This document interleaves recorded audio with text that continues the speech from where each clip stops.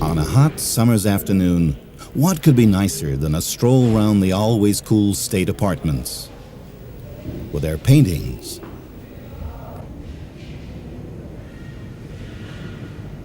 and Gobelin tapestries,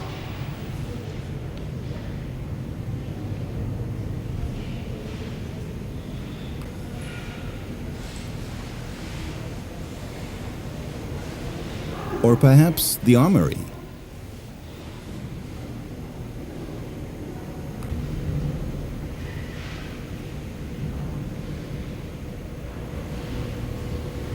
But how in the world could you find anybody dressed in 50 kilos or 110 pounds of metal?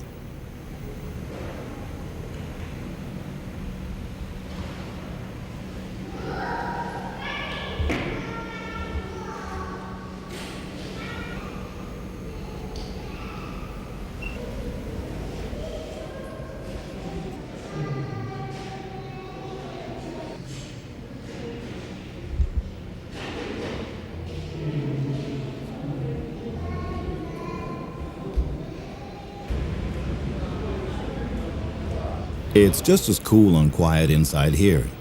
Gone are the days when the criers on the floor of stock exchanges risked life and limb, not to mention losing their voices.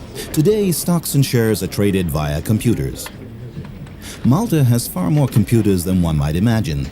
There are computers in all primary school classrooms. And there are, proportionally, more people on the internet in Malta than in any other country in the world, and that's a fact. In Valette, you'll find all the service industries you'd expect in an offshore banking center.